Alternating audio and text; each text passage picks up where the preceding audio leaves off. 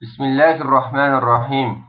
Tövende okuyduğumuz Şeyh Muhaddis Muhammed Nasiruddin Albani'nin Salatun Nebi namlı kitabı. Yani Peygamber aleyhisselamның namazı. Tekbirden salamgacha. Bəyni sen görüp turğunundek Resulullah'ның namazı. Resulullah'daki namaz okuş kaidesi.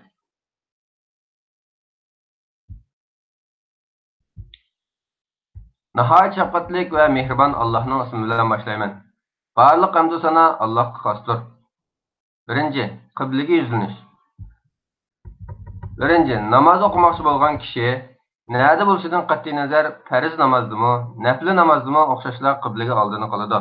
Qiblaga yuz keltirish namozning rukunlaridan biridir. Qiblaga yuzlanmasdan o'qilgan namoz durust bo'lmaydi. Ikkinchi, qo'rqinch namozi o'quvchi bilan shiddatli urushdagi kishidan namozda qiblaga yuzlanish sharti saqit bo'ladi.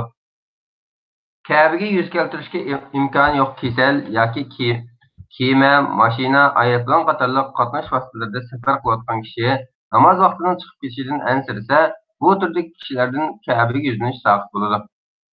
Uloqliq holda yoki boshqa qatnash vositasi qatorliqlar bilan safar qilgan kishi nafl namozlarni va vitr namozini o'qisa, ulardan Ka'baga yuzlanish saqit bo'ladi.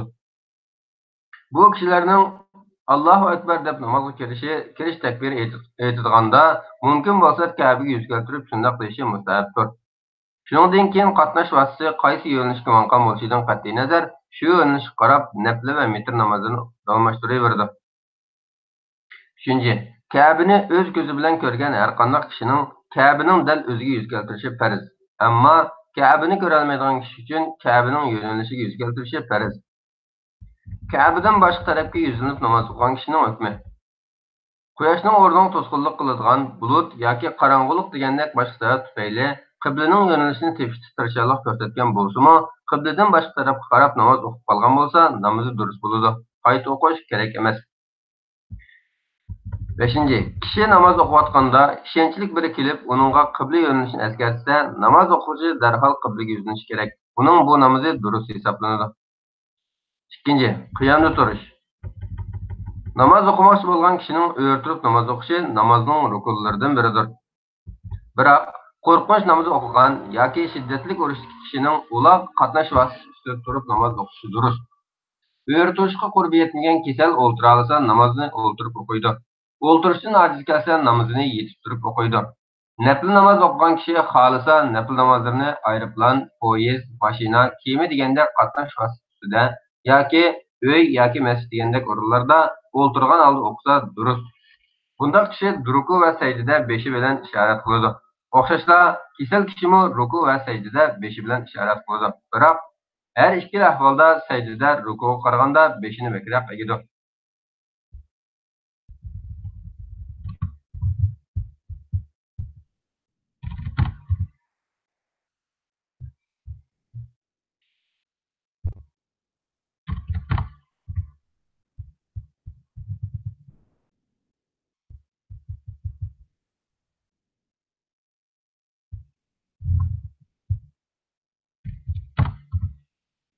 O'ltirib namoz o'qigan kishining sajda qilgan yerga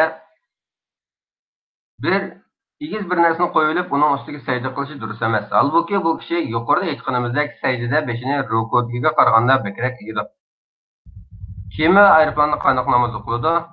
Kemada farz namoz o'qish durust. Shundaqla aeroplanda farz namoz o'qish durust. Kema va aeroplanda farz namoz o'qigan kishi suvga tushib ketishdan yoki yiqilib tushishdan qo'rqsa, namozni o'ltirib o'qisa bo'ladi. Vaqt qirib ketgan yoki bedeni ojizlashib ketgan kishi o'rtirib namoz o'qiganida biror tayanchqa yoki asa degandek narsalarga yo'linib turib namoz o'qishi durust. Qiyom bilan o'ltirishni birlashtirish. Kechilik namozni, tahajjud namozini sababsiz holda o'rtirib yoki o'ltirib o'qishga bo'ladi. Namozning bir qismini o'rtirib, bir qismini o'ltirib qilish durust. Bundaq kishi namozni o'ltirib o'qiydi va qiroat qiladi. Rukuga berishdan oz mezgil avval o'rnidan turadi. Qolgan oyatlarni o'rtirib o'qiydi. Ondan ruku va sajda qiladi. Ikkinchi rakatni buning o'xshash holatda o'qiydi. O'ltirib namoz o'qigan kishi namozni badashgan, choz qurgan holatda o'qiydi va yoki qanday holatda o'ltirsa rohatlanadigan bo'lsa, shu holatda o'ltiradi. Oyoq kiyib namoz o'qish. Oyoqsiz holatda namoz o'qishga bo'lganidek, er bo'lsin, ayol bo'lsin, oyoq kiygan holatda namoz o'qisa bo'laveradi.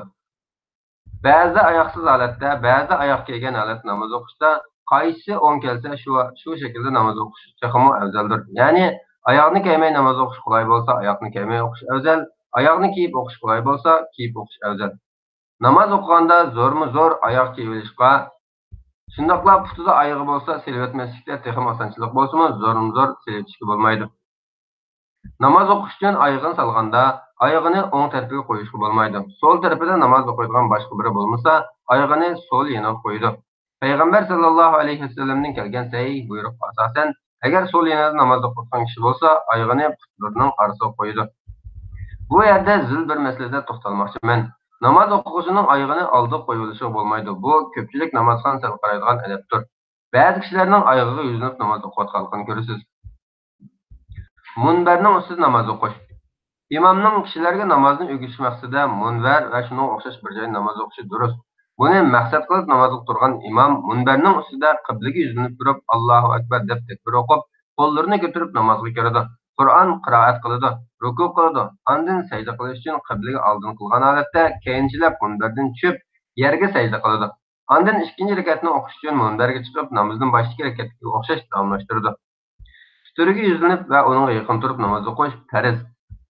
Sutra deyarlik kamida 40-50 cm egizlikki yoki tuyruk yoki tam degandek desam.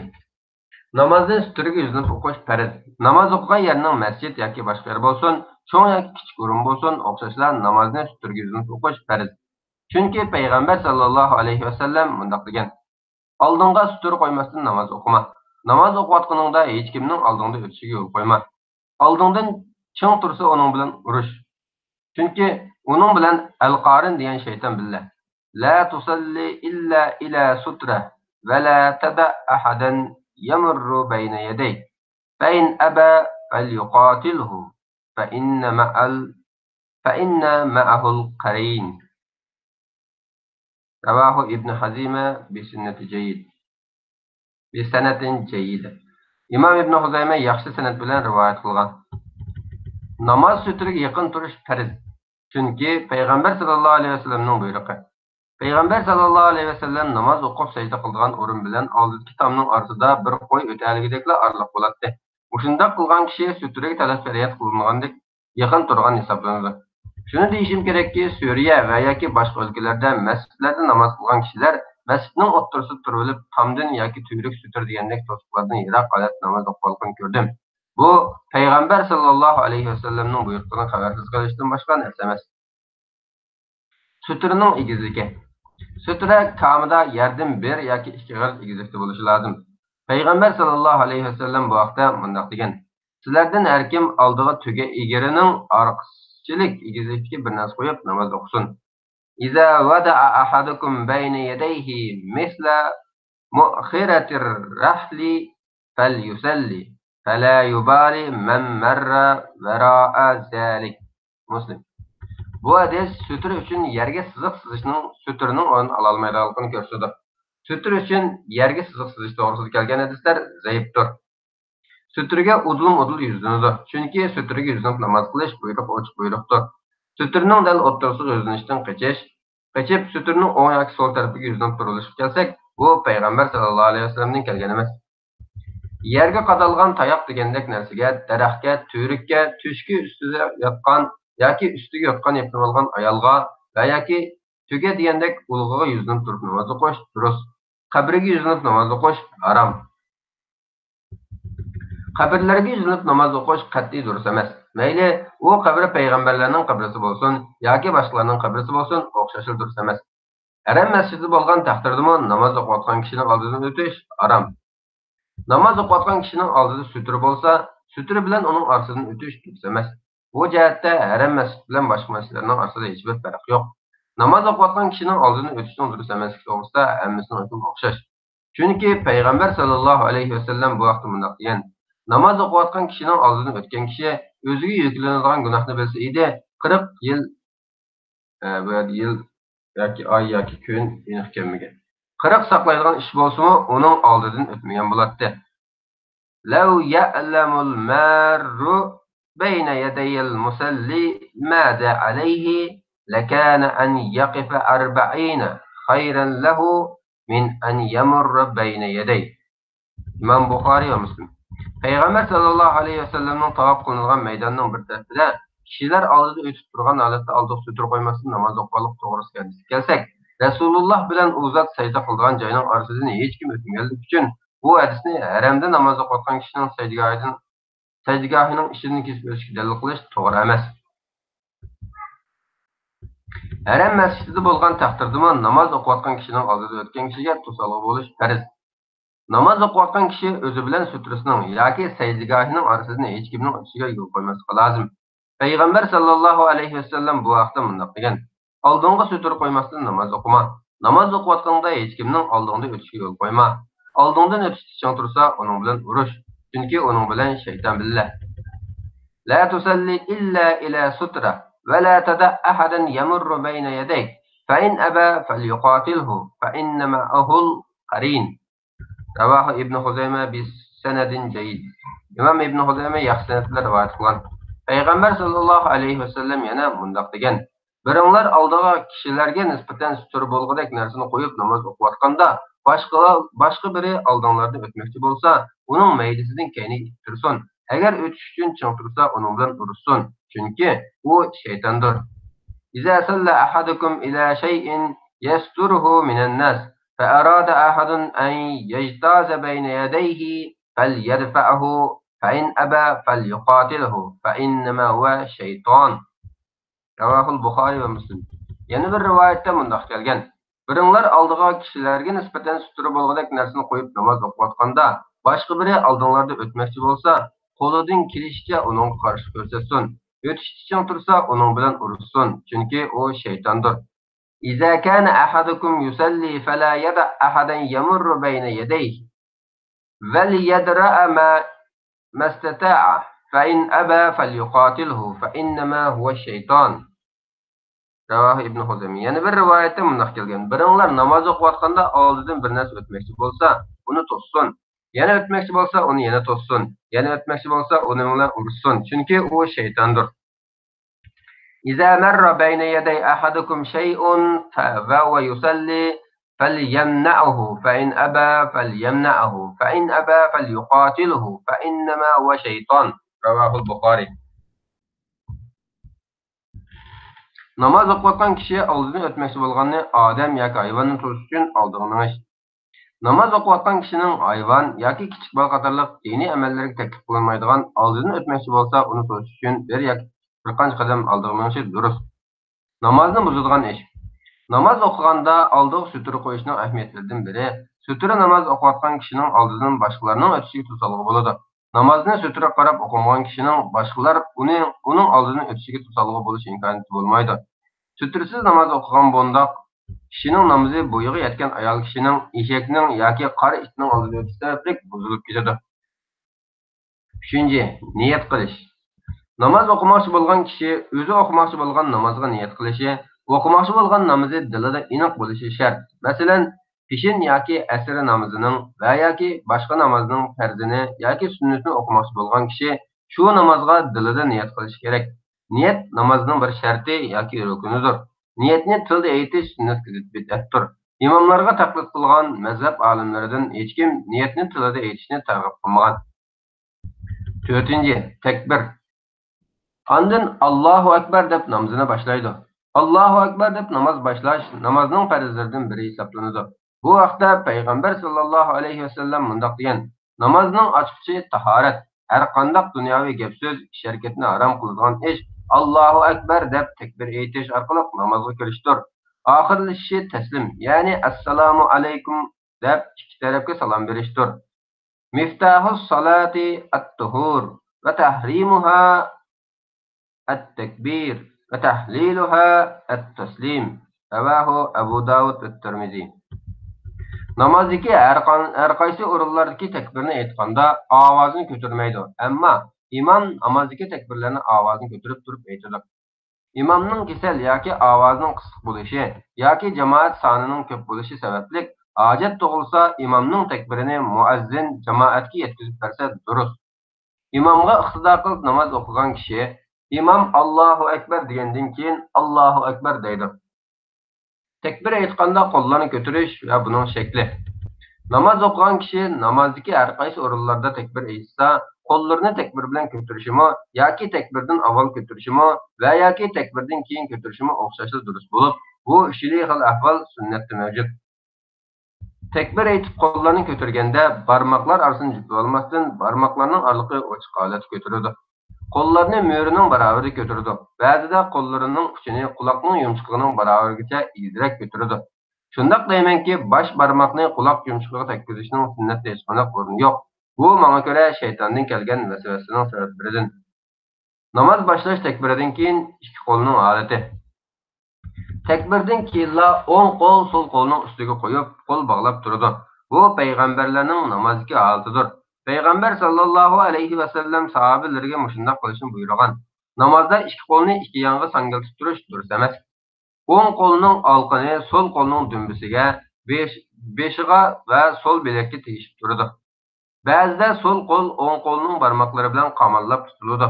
Qo'lni qamallab turish bilan qo'yib turish, ya'ni bir necha barmoq so'l bilakni qamallaydi, o'ttirdagi bir necha barmoqlar bilak ustida qo'yib turiladi.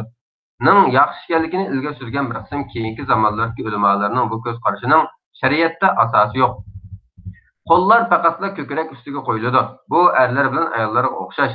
Deymanki, qo'llarning ko'krakdan boshqa yerga, ya'ni kindik ostiga yoki kindik ustiga qo'yilish to'g'risidagi ko'z qarash ya zaif edishga asoslangan ko'z qarashdir yoki dinda asosi yo'q ko'z qarashdir. O'ng qo'lini beliga qo'yib turish durust emas. Namozdagi xushu va sajdaga qarab turish. Namoz xushu bilan o'qilishi, uning xushuiga ta'sir ko'rsatgan naqish va bizaq qatorliq har qanday narsalardan yiroq turish kerak. Tomoq tayyor bo'lganda yoki cho'ng kichik tartib hisob turgan holatda namoz o'qishga bo'lmaydi. Namozda qiyomda o'tirganda sajda qiladigan o'ringa qarab turadi. Namoz o'qiyotganda o'ng so'l qarashga bo'lmaydi. Chunki namozda o'ng so'l qarash shaytonning bandining namozini o'g'irlab ketganligidan bo'ladi. Namozda osmon qarash durust emas. Istiftah duosi, qiroatdan avvalgi namozni boshlash duosi. Ondan banda payg'ambar sallallohu alayhi vasallam o'qigan ba'zi duolarni o'qiydi. Bu vaqtda ko'plagan duolar bor bo'lib, bu duolarning eng mashhurlaridan biri bunu duodir. Subhanaka Allahumma va bihamdik va tabarak ismuk va ta'ala jadduk va la ilaha g'ayruk. Subhanaka Allahumma va bihamdik va tabarak ismuk va ta'ala jadduk va la ilaha g'ayruk. Rawahu ahlus sunan va sahahahu al-Albani fi Sahih at-Tirmizi va Sahih Abi Dawud. Namazda bu duo bilan boshlash to'g'risida payg'ambar sallallohu alayhi vasallamning buyruq kelganligi uchun namozni bu duo bilan boshlash kerak. Qiroatdan ilgari o'qiladigan boshqa duolarni ko'rmoqchi bo'lgan kishi Albanining Rasulullohning namozi nomli kitobiga va boshqa kitoblarga murojaat qilsin. Qur'on qiroat qilish. Ondan a'udhu billahi minash shaytonir rojim, bismillahir rohmanir rohim deb shaytondan panoh tilaydi. Buni deyish farz bo'lib, buni demagan kishi gunohkor bo'ladi. Ba'zi chaqda a'udhu billahi minash shaytonir rojim min hamzihi va nafthihi va nafsihi deyish sunnat. Rawahu Tirmizi, Abu Dawud, Ibn Majah va Ahmad. Ba'zi mundaq deyildi. A'udhu billahi as-sami'il alim minash shaytonir rojim min hamzihi va nafthihi va nafsihi. Ondan mayli sura Fatiha oshkor qiroat qilingan, mayli yoshirin qiroat qilingan namozning har qandig'ida Bismillahir rohmanir rohim deydi. Sura Fatihani o'qish. Ondan sura Fatihani Bismillahir rohmanir rohim bilan qo'shib o'qiydi. Namozda sura Fatihani o'qish farz. Sura Fatiha o'qilmasa namoz durust bo'lmaydi. Arab bo'lmaganlar bu surasini yodlashi lozim. Sura Fatihani yodlay olmagan kishi namozda sura Fatihani o'qishning o'rniga mundaq deyishi yetarli. Subhanallohi valhamdulillahi va la ilaha illalloh vallohu akbar va la havla va la quvvata illa billah. Sura Fatihani o'qiganda oyatma-oyat o'qiydi. Har oyatdan keyin to'xtaydi. Masalan, Bismillahirrohmanirrohim deb to'xtaydi. Ondan alhamdulillahi robbil alamin deb to'xtaydi. Ondan ar-rohmanir-rohim deb to'xtaydi. Suraning oxirigacha mushkil shaklda o'qiydi. Payg'ambar sallallohu alayhi vasallamning Her qandaq qiraati mushundaq edi və ayətning oxirida to'xtaydi. Oyatlarning bir-biriga munosabati bo'lgan taqdirdami, bir oyatning oxirisini boshqa oyatning boshi bilan qo'shib o'qimaydi. Sura Fatihadagi Maliki deb o'qisimi, Maliki deb o'qisimi durust. İmamga iqtido qilgan kishining Sura Fatihani o'qishi. İmam Sura Fatihani mayli oshkora o'qisin yoki maxfiy o'qisin, imomga iqtido qilib namoz o'qishining o'xshashla Sura Fatihani maxfiy o'qishi farz.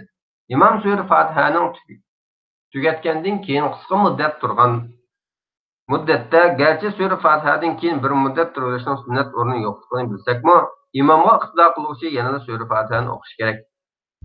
Sura Fatihadan keyingi qiroat 4 rakatlik farzning namozning dastlabki 2 rakatida Sura Fatihadan keyin boshqa bir sura yoki bir qancha oyat o'qish jinoza namozida o'xshash sunnat.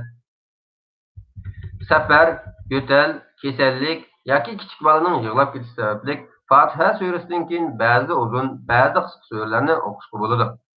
Qiroat namozlariga qarab farqli bo'ladi. Masalan, bomdod namozi boshqa namozlarga qaraganda qiroati eng uzun bo'lgan namozdir. Qiroatning uzunligi nuqtasidan bomdod namozidan keyin peshin namozining qiroati uzun, uningdan qolsa asr namozi, uningdan qolsa tun namozining qiroatidir. Boshqasiga qaraganda shom namozining qiroati eng qisqa bo'ladi. Kecha tahajjud namozining qiroati boshqa har qanday namozdan uzun bo'ladi. Namozning birinchi rakatining qiroatini ikkinchi rakatining qiroatidan uzunroq o'qish sunnat. 4 rakatlik farz namozlarning oxirgi 2 rakatining qiroatini boshdagi 2 rakatning yarmiga teng kelgudek shaklda qilish kerak. Namozning har rakatida Sura Fatiha o'qish. Namozning har bir rakatida Sura Fatihani o'qish farz. 4 rakatlik farz namozning oxirgi 2 rakatida ba'zida Sura Fatihadan keyin boshqa so'zlarni o'qish sunnat. İmamning sunnatda bayon qilganidan uzun qiroat qilib olishi durust emas. Chunki bundoq qilish imomga iqtido qilgan yashanganlarga, kasalga, bolasi bor ayolga yoki ehtiyoji bor biriga og'ir keladi. Bomdod namozining farzining, jumaning namozining, ikki hayit namozining, istisqo namozining, kusuf namozining qiroati oshkora o'qiladi. Shundaqla shom va xuftan namozining oldingi 2 rakatdagi qiroatimi oshkora o'qiladi. Peshin va asr namozining hamma rakatdagi qiroat, shundaqla shomning oxirgi 1 rakatining, xuftanning oxirgi 2 rakatining qiroati maxfiy o'qiladi. Qiroati maxfiy o'qiladigan namozlarda imomning ba'zida jamoatga oyatlarni anglatqilik darajada o'qishi durust.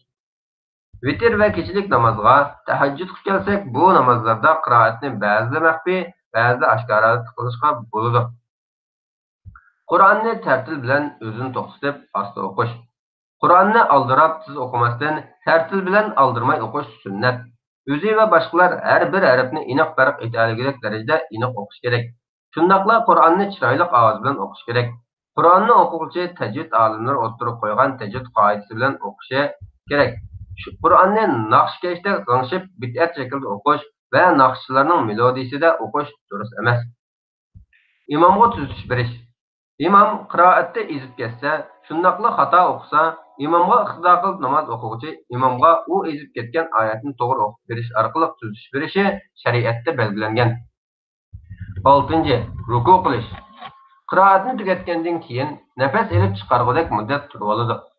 Ondan namozga kirish takbirda ko'targanidek ikki qo'lini barmoqlarini yem jupla olmasdan ko'tarib, olqinini qiblaga qaratib, qo'llarini mo'risining barobarida, ba'zida barmoq uchi quloq yumshoq barobar kelgudek darajada ko'taradi. Qo'llarini ko'tarishdan ilgari yoki ko'tarish bilan birga yoki ko'targandan keyin Allohu akbar deb takbir aytadi. Takbir aytish farz. Ondan ruku qiladi. Rukuni ondan butun bo'g'imlari joyiga tushgudek darajada qiladi. Bu farzdir. Rukuda qo'llari bilan sizni qamallab tutib turadi. Bu holatda barmoq oraliqlarini ochib sizni qamallab tutadi. Rukuda dumbisini egib tuz turadi. Turish shakli dumbisiga chinida degandek asablarda suv qo'yilsa, suv to'kilib ketmagudek darajada tuz turadi. Gavdasi yer bilan parallel holatda 90 gradus egilib turadi. Ruku holatida beshini yerga sangaltib olishmi yoki egiz ko'tarilishmi bo'lmaydi. Beshini dumbisi bilan bir tekshirishda tutadi. Jaynaklarini biqinidan yiroq tutadi. Rukuda 3 qatim yoki 3 qatimdan ko'p Subhana robbiyal azim, Subhana robbiyal azim, Subhan Rabbiyal Azim deydi. Ravahu Ashab-ı Sünen ve Ahmed. Rukuda kamida mushu zikrni o'qisa yetarlik bo'ladi. Rukuda qilinadigan buningdan boshqa duolarim bor bo'lib, ularning ba'zi uzun, ba'zi o'rtahol, ba'zi qisqadir. Bu duolar uchun Payg'ambar alayhissalomning namoz o'qish shakli nomli kitobning 132-betiga qarang. Namozning farzlarining miqdorini bir-biriga teng kelgudek shaklda o'rinlash. Namozning farzlarining miqdorini uzunlik muddati jihatda bir-biriga teng kelgudek shaklda o'rinlash sunnat. Shu vajdan rukudan turib o'ri turishni, sajdani va ikki sajda orasidagi o'ltirishni miqdor jihatda bir-biriga teng kelgudek shaklda qiladi. Rukuda va sajdada Qur'on o'qish durust emas. Rukudan turish. Andin rukudan turish kerak. Bu farzdir. Rukudan turganda Sami'allahu liman hamida deydi. Buxoriy rivoyat qilgan. Bunday qilish farz. Avvalgiga o'xshash rukudan turganda ikki qo'lini ko'taradi. Andin butun ustaxon bo'g'imlari o'z o'rniga tushgudek qadar o'ra turdi. Bu farz. Va Robbana va lakal hamd deydi. Buxoriy rivoyat qilgan. Buningdan boshqa duolarim bor bo'lib, tafsilot uchun Payg'ambar alayhissalomning namoz o'qish shakli nomli asariga qarang. Yuqorqi duoni o'qimak har qanday holatda imomga iqtido qilgan chog'da o'xshashlab farz hisoblanadi. Chunki bu duo rukudan turganda o'qiladigan qiyom duosidir. Sami Allahu liman hamida bo'lsa, rukudan turganda o'qiladigan duodir. Yuqorida aytganimizdek, uzunlik jihatda rukudan keyingi turish miqdori rukuning miqdori bilan teng bo'ladi. Ondan Allohu akbar deb sajdaga boradi. Allohu akbar deyish farz. Allohu akbar deb takbir aytganda ba'zida qo'llarni ko'taradi. Eskartish, rukudan turib ikki qo'lni ko'tarish mutawatir darajadagi hadis bo'lib, sajdaga berishdan burun yana qo'llarni ko'tarish haqidagi hadislarning ko'pchilik olimlar ya zaif, ya amaldan qolgan deb qo'llamaydi. Sajdaga borganda qo'llarni ikki tizdan burun yerga qo'yish. Diqqat! Bu jihatda ulamolar ixtiloflashgan. İki tizni ikki qo'ldan burun qo'yish to'g'riliqmi sahih hadis kelgan. Shunga sajdaga borganda ikki qo'lini avval yerga qo'yg'uvchilarning ikki tizini avval yerga qo'yg'uvchilarning ayblashiga bo'lmaydi. Shundaqla ikki tizini avval yerga qo'yg'uvchilarning ikki qo'lini avval yerga qo'yg'uvchilarning ayblashiga bo'lmaydi. Ondan ikki tizidan avval ikki qo'lini yerga qo'ygan holatda sajdaga boradi. Payg'ambar sallallohu alayhi vasallam shunday qiladi. Eskartish, bu vaqtda kelgan hadisni bir turkum ulamolar to'g'ri emas deb qaragan. Ammo ikkili taraf bir-birini ayblab azg'unga yoki jahilga chiqarmagan. Shunga xalqning o'ziga o'xshamoqlarni ayblashga yoki nafratlanishiga yo'l yo'q. Payg'ambar sallallohu alayhi vasallam sajda qilganda tugi cho'kkandek cho'kishdan cheklagan. Chunki tugi yerga yotganda avval tizini yerga qo'ydi. Eskartish, buyuk sunnat peshvolaridan Alloma Abdul Aziz ibn Baz va Muhammad Salih ibn Usaymin qatorliqlar maqola fatvolarida ikki tizini ikki qo'lini avval yerga qo'yishning sunnat ekanligini bayon qilib, buni qo'llaydigan naqliy va aqliy dalillarni o'tirib qo'ygan. Bu risolamiz Rasulullah'dek namoz o'qishni o'rgatadigan risolamizning qisqa nusxasi bo'lib, bu risolaning tafsiliy nusxasini o'zingizlarga sungan chog'da bu vaqtdagi dalillarni bir-birlab o'tirib qo'yamiz inshaalloh. Jumladan yuqorqi sunnat peshvolari tugini inson bilan solishtirganda uning ikki oldi puti insonning ikki qo'li barobarda keladi. Tugining yotadiganda boshda ikki tizni yerga qo'yishi insonning sajdaga borganda ikki qo'lini yerga qo'yishi o'xshaydi deb sahih hadisdan ikki tizni avval yerga qo'yishga dalil kelgan. Sajdada ikki qo'l tayinib turdi va alqonlarni yerga qo'ydi. Bu farz. Qo'llarning barmoqlarini echib olmasdan jutlab turdi.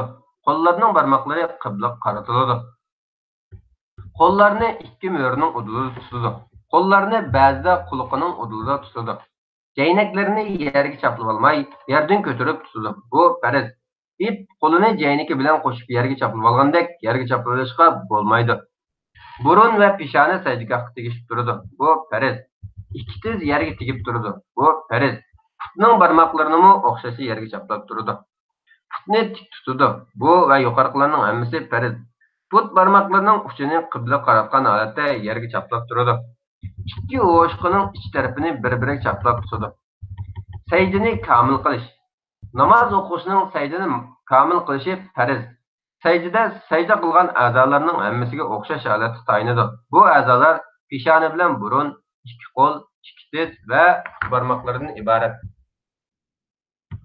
Kimki mushkul holatda muqim turib sajdani kamil qilsa, sajdani mukammal qilgan bo'ladi. Sajdani mukammal qilish farzdir. Sajdada 3 qatim yoki 3 qatimdan ortiq Subhana robbiyal a'la deydi. Sajdada duoni ko'p qilish mustahab, afzal. Chunki sajdada duoning ijobat bo'lgan joyidir. Sajdaning uzunlik miqdori rukuning uzunlik miqdoriga yaqin bo'ladi. Bevosita yerga yoki kiyim, kigiz gilam, silincha yoki buning o'xshash narsalarning ustiga sajda qilish durust. Sajdada Qur'on o'qish cheklanadi. Ikki sajda orasida o'ltirish. Sajdani beshini ko'tarib Allohu akbar deydi. Bundoq deyish farz. Ba'zida ikki qo'lini ko'taradi. Ondan butun ustixon buyumlari o'z joyiga tushgan holatda o'ltiradi. Sol putini yerga yeyib, sol putining ustida o'ltiradi. O'ng putini tik tutadi. O'ng putining barmoqlarini qiblaga qaratadi.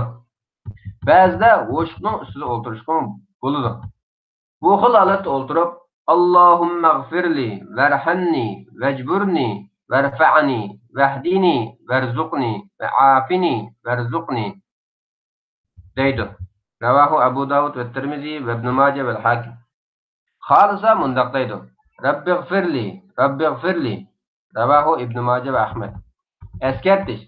Ulamalarning bir turkumi, jumladan Allama Ibn Baz, Ibn Usaymin, Salih al-Fawzan ve Hanbali ulamaları ikki sajda orasida o'ltirishda Rabbighfirlini bir qatim deyish farz deb qaraydi. Chunki Rasululloh namozni meni ko'rgandek o'qinglar deb buyurgan. Buxoriy va Darimi. Namozni Rasulullah'dek o'qish farz bo'lib, Rasululloh ikki sajda orasidagi o'ltirishda Rabbighfirli deydi. Bu vajdan bundoq deyish farz hisoblangan. Bu o'ltirishning uzunligi sajdaga yaqinlashganlik darajada bo'ladi. Ondan Allohu akbar deb ikkinchi sajdaga boradi. Bu farz. Ba'zi bu takbir bilan birlikda qo'llarini ko'taradi. Ikkinchi sajdani qiladi. Bu farz hisoblanadi. Ikkinchi sajdani birinchi sajdaga o'xshash qiladi. İkinci secdeden keyinki aram elish o'ltirish. İkinci rekatning 5'ini ko'tarib, ikinci rekatga turishdan avval Allohu akbar deydi. Bu farz. Ba'zida qo'llarini ko'taradi. İkinci rekatga qo'pishdan avval bütün ustixonlari joyiga tushguncha qadar sol puti ustida o'ltiradi. İkinci rekat. Ondan xamir yo'rgan kishining mushtini tukkaniga o'xshash tuyulgan ikki mushtiga tayinib ikinci rekatga turadi. Bu farz. İkinci rekatga birinchi rekatda qolganning aynini qiladi. Biroq ikkinchi rekatda birinchi rekatda sura Fatihadan burun o'qilgan iftitah duosi o'qilmaydi. İkinci rekatni birinchi rekatga qaraganda bir oz qisqa qiladi. Birinchi tashahhud uchun o'ltirish. İkinci rekatni tugatgandan keyin tashahhudda o'ltiradi. Tashahhudda o'ltirish farz. Tashahhudda o'ltirganda ikki sajda orasida o'ltirgandek o'ng putini tiklab barmoqlarini qiblaga qaratib, so'l putini besib o'ltiradi.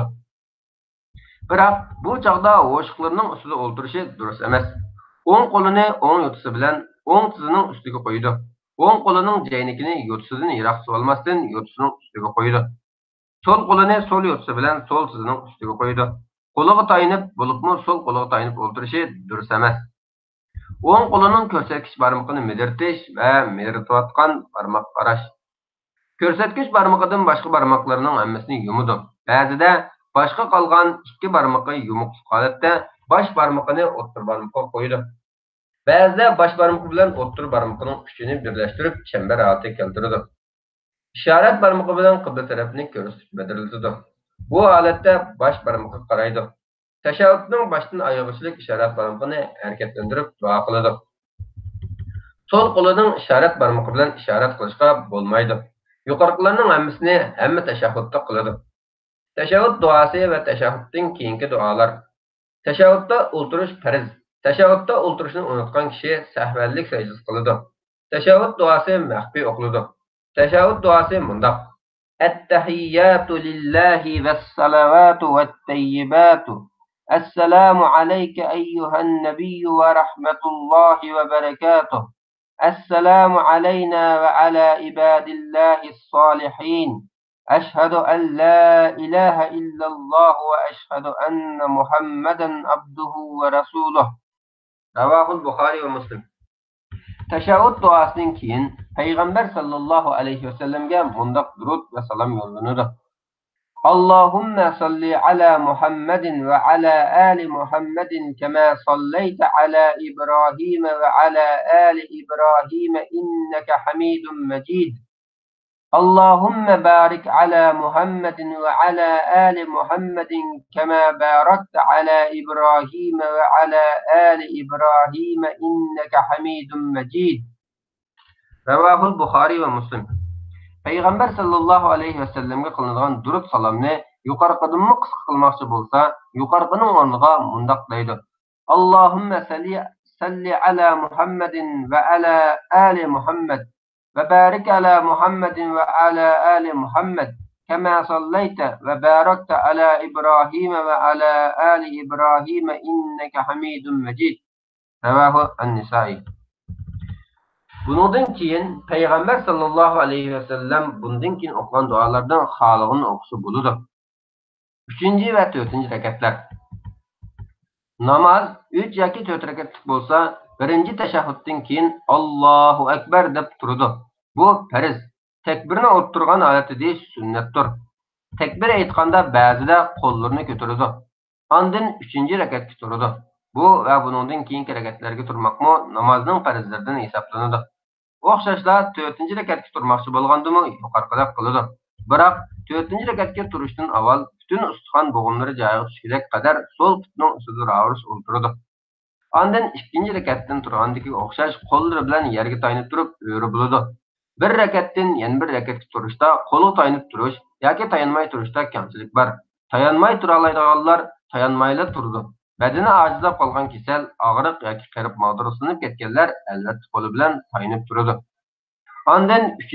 va 4. rekatda sura Fatiha o'qiydi. Bu farz. 3. va 4. rekatda sura Fatihadan keyin ba'zi bir oyat yoki bir oyatdan jiqroq oyat o'qiydi. Bala ve musibet devrede o'qiladigan qunut duosi va bu duo o'qiladigan joy. Musulmonlarning beshiga kelgan bala va musibet sababli bala qazoga uchragan musulmonlarga duo o'qish sunnatdir. Namozdagi qunut duosi o'qiladigan joy rukudan turgandan keyin Rabbana va lakal hamd degandan keyin o'r turgan holda o'qiladi. Qunut duosi uchun muayyan duo yo'q. Aksiya musulmonlarning beshiga kelgan balaga uyg'un holatda duo qiladi. Bu duoda ikki qo'lini ko'taradi.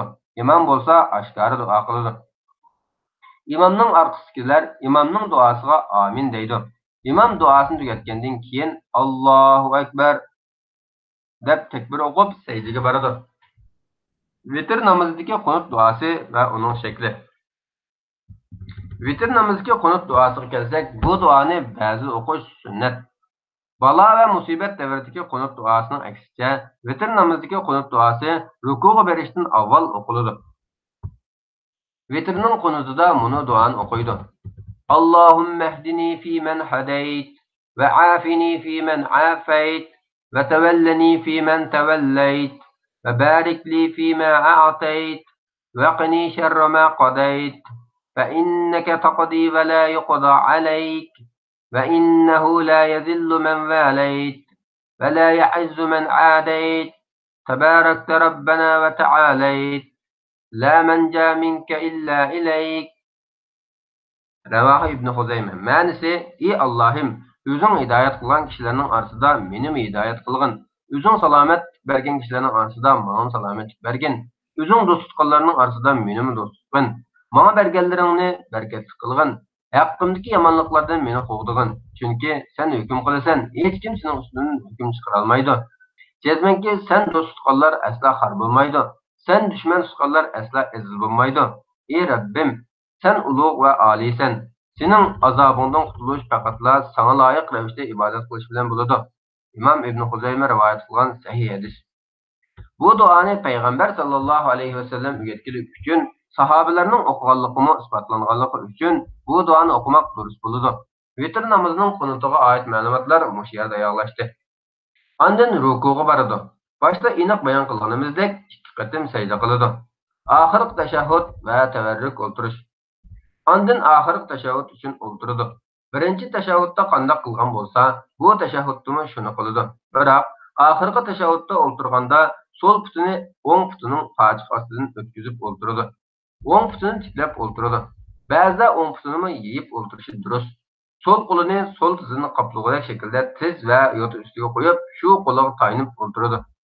Oxirgi tashahhudda payg'ambar sallallohu alayhi vasallamga durud salom yo'llash namoz o'qish uchun farz hisoblanadi. Tashahhud duosi va payg'ambar sallallohu alayhi vasallamga durud salom o'qigandan keyin 4 narsadan panoh tilab bundoq duo qiladi.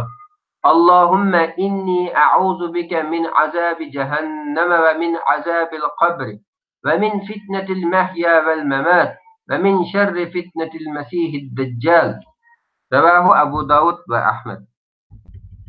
Duada kelgan hayotlik fitnesi inson hayotida dunyoviy shahvatlar bilan sinalishdir. O'lim fitnesi, qabr fitnesi va ikki farishtadan so'roqqa tortilishdir. Masih Dajjalning fitnesi Dajjal ko'radigan odatdan tashqari holatlar sababli nurg'unlagan kishilar shu sababli ezib ketadigan va Dajjalning ilohlik da'vosiga insonlarning ovoz qo'shishidir. Salomdan ilgirki duo. Ondan o'zi uchun Qur'on va sunnatda kelgan duolarni o'qiydi. Bu vaqtdagi duolar bek ko'p. Agar bu vaqtda Qur'on sunnatdagi duolardan hech nimani bilmasa, o'ziga oson to'xtaydigan shaklda ham diniga, ham dunyosiga foydali duolar bilan duo qiladi. Salom va salom berish shakllari. Ondan o'ng mag'zini oqliqi orqasidan qaraganlarga ko'ringidek shaklda o'ng tarafga salom beradi. Ondan sol mag'zining oqliqi orqasidan qaraganlarga ko'ringidek shaklda sol tarafga salom beradi. İmam salom berganda ovozini ko'taradi. Salomning natijalagan shakli bo'lib, bu tövənlikcə. Birinci xil shakli o'ng tarafiga Assalomu alaykum va rahmatullohi va barakatuh. Sol tarafiga Assalomu alaykum va rahmatullohi va barakatuh. İkinci xil shakli o'ng tarafiga Assalomu alaykum va rahmatulloh. Sol tarafiga Assalomu alaykum va rahmatulloh. Üçüncü xil shakli o'ng tarafiga Assalomu alaykum va rahmatulloh. Sol tarafiga Assalomu alaykum. Dördüncü xil shakli beshini o'ng tarafga og'zini burab Assalomu alaykum deyish. Ya'ni o'ng tarafiga salom berish. Ey musulmon qarindishim, mana bu mening qo'limdan kelishicha payg'ambar sallallohu alayhi vasallamning namoz o'qish shaklidan eng ixchamlab sen ba'ayni Rasulullohni ko'rib turayotgandek shaklda o'rganadigan qilib tayyorlagan bilimlardir. Namozni payg'ambar sallallohu alayhi vasallam sana o'rgatgani bo'yicha u zotga o'xshash o'qisang, Alloh taoloning bu namozini qabul qilishidan umidman. Chunki sen namozni payg'ambar sallallohu alayhi vasallamdek o'qish orqali payg'ambar sallallohu alayhi vasallamning sallu kama ra'aytumuni usalli namozni mening o'qiganimni ko'rgandek menga o'xshash o'qinglar degan buyruqqa itoat qilgan bo'lasizlar. Buningdan keyin sening namozga qalbing bilan hozir bo'lishing va namozni xushu bilan o'qishing kerak bo'ladi. Chunki bandaning Allohning huzurida turishga eng buyuk g'oyasi namozni xushu bilan o'qishidir. Sana aytilayotgan xushu payg'ambar sallallohu alayhi vasallamdan o'rnak olishingga bog'liq. Namozda xushuni qanchalik darajada hosil qilsang, Allohning buni oyatda aytilgan natijani shunchalik darajada qo'lga keltiradigan bo'lasan. Innas-solata tanha anil fahsha'i val munkar. Şübhəsizki, namaz insonni har turli hayosizlikdan va yomonlikdan tutadi. Suratul Ankabut minal aya 45. Oxirgi so'z Alloh taolaning namoz va boshqa ibodatlarimizni qabul qilishini, na mol, na bola-chaqa hech qanday foyda bermaydigan qiyomat kunida namozlarimizning savobini biz uchun saqlashini tilaymiz. Alloh taolo bu vaqtda mundaq degan: La yanfa'u malun va la banun illa man atallohi biqalbin salim. Bu kuni hech kishiga mol va o'g'illar foyda yetkazolmaydi. Faqat Allohning dargohiga pok qalb bilan munofiqlik va fosiqlikdan yiroq qalb bilan kelgan odamga foyda yetkaziladi. Suratul Shuara al-aya 88. Yuqorqi risolani buyuk hadis olimi Muhammad Nasiruddin Albani rahimahulloh o'zi yozgan Takbirdan salomgacha va ayni sen ko'rib turganingdek Rasulullohning namozi nomli kitobidan o'zi ixchamlashtirdi. Alloh bu zotga rahmat qilsin.